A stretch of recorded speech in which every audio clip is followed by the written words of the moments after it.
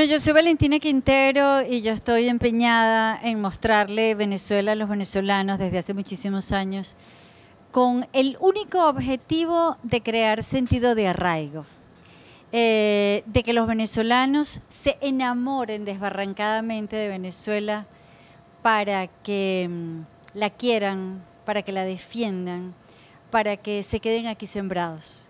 Independientemente de que muchos busquen un destino mejor en otras partes, sabemos que aun cuando se vayan muy lejos, ese exilio se vive con una profunda nostalgia. Y si nosotros conocemos Venezuela, no queda más remedio que enamorarse, porque Venezuela es profundamente generosa en su geografía, en su clima y especialmente en su gente.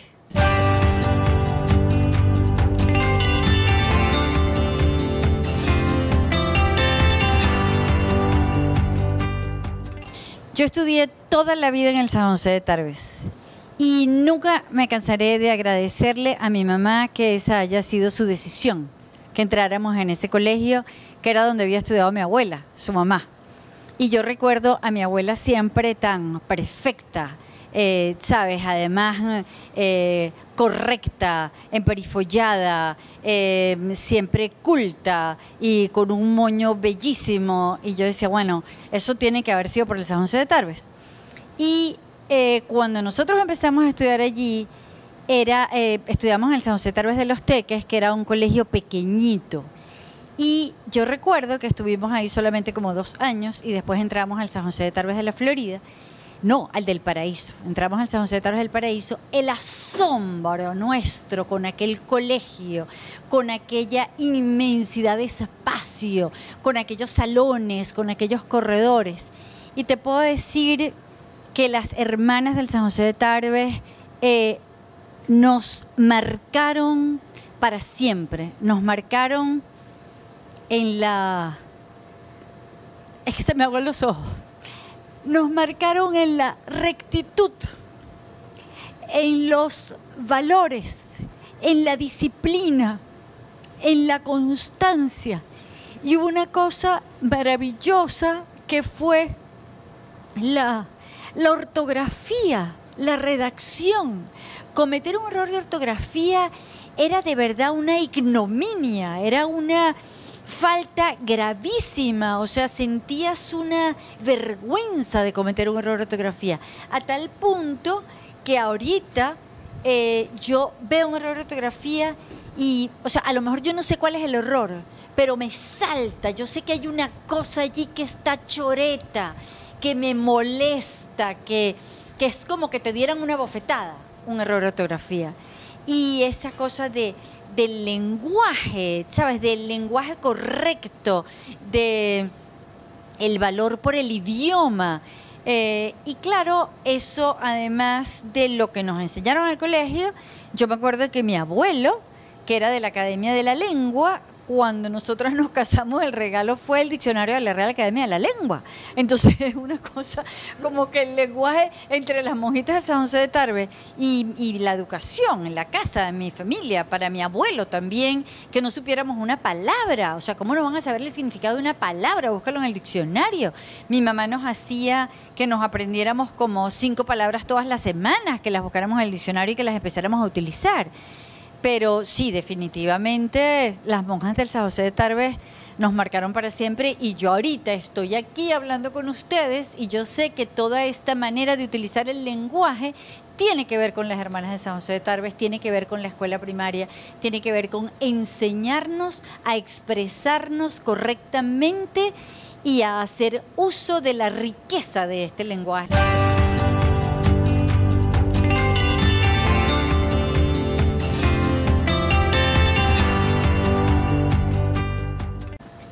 Cuando entramos al San José de Tarbes del Paraíso, era 3er grado. Y por primera vez en mi vida, yo oí a una persona hablando en otro idioma. Y era la hermana Marcel, en 3er grado, que nos daba clases de francés. Cuando aquella monjita, que ya era una señora arrugadita, con lentes, y en esa época utilizaban la toca que hacía así, y el hábito completo. Empezó a hablar en francés. Era como, ¿qué está pasando?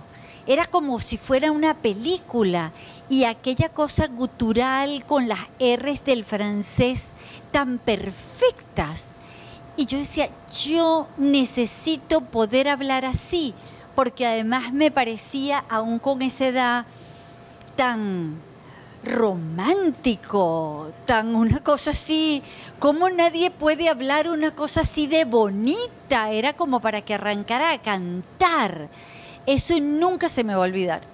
Y después, ya un poco más grande, recuerdo en bachillerato a Juan Manuel Mallorca, que nos daba sociología, porque esto va a sonar absolutamente frívolo, pero Juan Manuel estaba buenísimo. Y cuando él entraba al colegio, todas estábamos pendientes. Llegó con el flu blanco, y yo me sentaba de primera para oírlo. Pero no era solamente eso, sino la enseñanza más contundente de Juan Manuel fue habernos hecho exámenes orales. Porque claro, era la primera vez que nos tocaba defendernos hablando, porque bueno, siempre tú escribiendo mal que bien podías más o menos pensar y no sé qué. Y era todavía muchísimo más retador, porque sentarse frente a aquella estampa de hombre a explicarle la sociología, que además estabas nerviosísima de tenerte que sentar enfrente, y él con aquella distancia, pero a la vez aquella actitud, procurando darte confianza para expresarte, y además nos dio después unos cursos de oratoria. Y yo ahorita, cada vez que yo me paro frente a una cámara, frente a un auditorio en que le hablo, puedo hablarle a 1000 personas, allí está Juan Manuel metido adentro, diciéndome que puedo tener la confianza para hacerlo, porque él nos enseñó. Y entonces eso también me quedó pues para toda la vida. Y después estaba la hermana María Gabriel en el San José de Tarbes de la Florida, porque la hermana María Gabriel siempre creyó en mí, creyó como en mis fortalezas, aún con la indisciplina, y yo estoy completamente convencida de que yo logré graduarme en el San José de Tarbes porque la hermana Gabriel me defendió. La hermana María Gabriel, ¿sabes?, estuvo siempre pendiente de que no me fueran a votar, aún con la indisciplina y con todos los conflictos de comportamiento y no sé qué, y yo siempre se lo agradecí, porque yo dije, oye, para mí hubiera sido una hecatombe emocional y de mi confianza en mí misma que me hubieran votado al colegio. O sea, si hay algo que yo valoro profundamente es mi educación tarbesiana, y todavía me sé el himno del colegio y lo recuerdo permanentemente, y cada vez que me preguntan dónde estudiaste tú, yo soy del San José de Tarbes, con aquella cosa así que se me ilumina la cara de decir que soy del San José de Tarbes. De verdad me marcó, y me marcó para bien en todos los sentidos.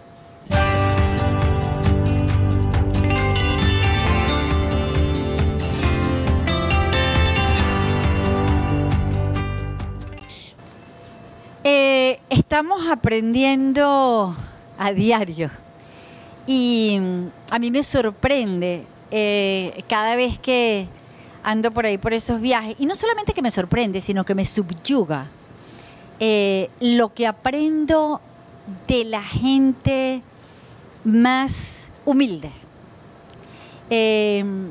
Una vez estábamos en Mérida y había Liborio, un campesino. Liborio nació en un pueblito que se llama Piñango. Piñango queda por ahí zumbao, por el Gavilán, o sea, por el Águila, por el páramo del Águila para abajo, no sé qué, un pueblito donde nadie va. Y Liborio me explicaba el valor que tenía cultivar la tierra, no utilizando el monocultivo, sino teniendo muchísima variedad, para que unas plantas protegieran a las otras, para que unas plantas sirvieran de fertilizante y sirvieran además de repelente para las otras. Y todo eso lo aprendió Liborio trabajando la tierra. En otra ocasión llegamos a un pueblito que se llama El Carrizal. Teníamos 5 días en mula atravesando el Parque Nacional Sierra Nevada y llegamos a este pueblito donde todo el mundo se había ido y quedaba solamente una familia. Eso fue hace como 15 años.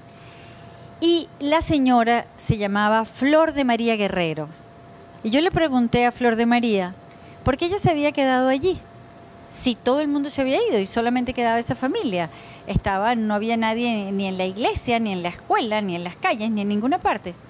Y Flor de María me dijo, mire, aquí están mis afectos, aquí está mi marido, aquí están mis recuerdos. Yo de aquí no me puedo ir. Y desde ese día, que fue hace 15 años, a mí eso me quedó como un mensaje eterno de lo que para mí significa Venezuela. Y es por eso que yo de aquí no me puedo ir. Porque yo, al igual que Flor de María, sería una tristeza ambulante en cualquier otra parte. Y eso tú lo aprendes de la gente más sencilla, la gente que nunca ha salido de su campo.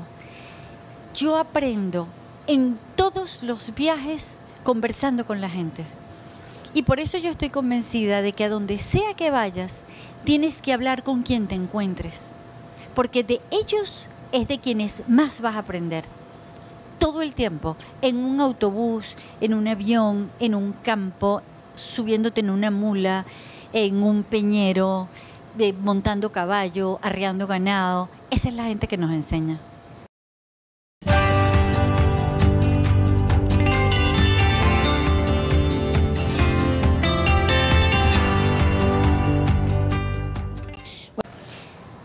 Yo no concibo la vida sin la lectura. Estoy completamente convencida que la gente que lee nunca está sola, nunca se siente desamparada. Yo trabajé durante muchísimos años en la Biblioteca Nacional y trabajé junto a Virginia Betancourt. Y hubo 2 cosas que me formaron a mí junto a Virginia. Y una de ellas fue la lectura, la información, porque en la medida en que tú estés informada, tú vas a estar capacitada para tomar decisiones, para tomar las decisiones correctas. Y una de las cosas que intentamos hacer desde la Biblioteca Nacional toda la vida fue darle herramientas a la gente para la información, para la toma de decisiones, para el ejercicio de la democracia. Eso lo aprendí yo en la Biblioteca Nacional y es además lo que he utilizado durante todos estos años. Y con la lectura nosotros aprendimos en mi casa con mi mamá, porque mi mamá y mi papá, sobre todo mi mamá, fue siempre una gran lectora. Y yo recuerdo que en mi casa estaban todas las colecciones de los premios Nobel.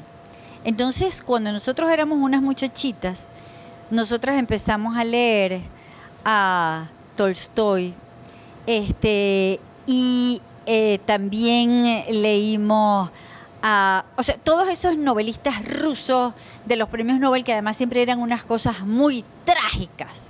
La guerra y la paz, Ana Karenina. También entonces leíamos El amante de Lady Chatterley, que además lo leíamos escondida. Pero todas esas lecturas nos marcaron porque además eso es esa posibilidad de agregarle mundo al mundo, de tener unas historias que de otra manera nunca te vas a relacionar con ellas. Que tú entiendes que el mundo es bastante más allá de lo que tú tienes por ahí cerquita, bastante más allá del vecindario, y que las historias, a veces las más cercanas, son las que más te conmueven y las que más te enseñan. Yo recuerdo en el colegio, cuando empezamos a leer, los libros típicos del colegio, que tenías que leer Doña Bárbara, que tenías que leer Platero y yo. Recuerdo María, de Jorge Isaac, que era aquella tragedia, aquel dolor, aquella pobre niña que lo único que hizo en la vida fue sufrir. Y entonces uno lloraba leyendo aquello. Y después, por supuesto, cuando empezamos a leer a los autores, o sea, Gabriel García Márquez, que yo creo que nos marcó a todos, porque tú decías, bueno, ¿cómo es que nadie puede tener una imaginación como esta? ¿Cómo es que ocurre este libro? Me acuerdo cuando leímos también Cuando quiero llorar no lloro, que después la convirtieron en una película. Mira, mientras ustedes lean, siempre van a tener una extraordinaria compañía. Si hay algo que yo amo en mis amigos, es que me recomienden un buen libro, porque es tan sabroso. O sea, cuando un amigo te recomienda un buen libro, tú conoces muchísimo más de esa persona por el libro que te recomienda. Y cuando yo leo, me abstraigo por completo. Es mi momento más íntimo conmigo, porque yo estoy en compañía de esa persona que me está regalando esa historia. Y eso es fascinante. Y cuando además escribes libros y tú dices, oye, hay una gente que va a estar leyendo esto que yo escribí. O sea, que voy a compartir ese momento tan íntimo que es cuando tú escribes. No, yo te digo, yo no puedo creer que nadie pueda andar por la vida sin leer. O sea, ¿qué te pasa? Andar por la vida sin leer es la soledad, el deterioro mental. O sea, ¿qué te pasa? ¿Qué te pasa? O sea, vamos a leer. Si es tan sabroso, porque no los vamos a negar, y suele ser gratis además.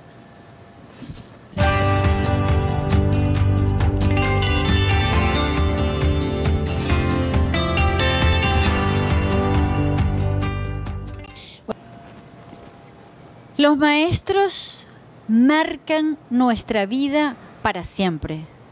Lo que nos ocurre durante la infancia es lo que determina lo que vamos a hacer como adultos, como seres humanos. Cuando estamos en una clase, cuando ustedes nos están enseñando matemáticas, castellano, ustedes nos están abriendo un universo que es de afectos. Más que de conocimiento, porque son las historias que nos quedan para siempre.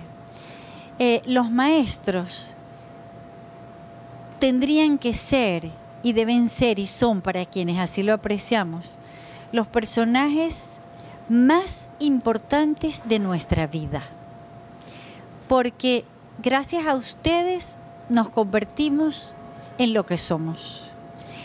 Tener un buen maestro es un regalo de la existencia. Quienes los hemos tenido, los valoramos cada minuto de nuestras vidas. Nosotros sabemos que están pasando mucho trabajo. Nosotros sabemos que lo que ustedes hacen no se valora como se debería valorar. Pero cada vez que ustedes vean por allí a venezolanos bien formados, ustedes van a saber que eso ha sido obra de ustedes. Y eso los tiene que hacer sentir muy bien.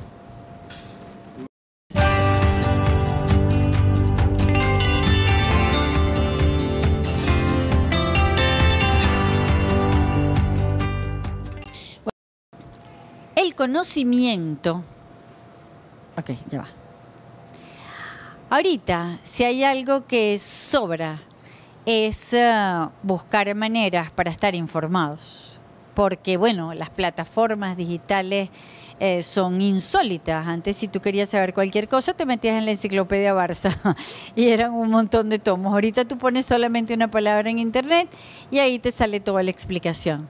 Ahora, si ustedes quieren un conocimiento amoroso, hecho por nosotros, genuino, bien cálido, entren en Wow.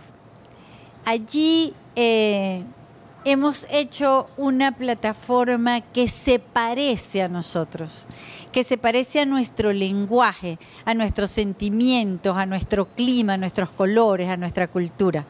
Entonces la vamos a sentir muy cercana. Y tan pronto como entren allí y como hagan que sus hijos entren allí, la expresión de todos va a ser ¡guau! así tal cual.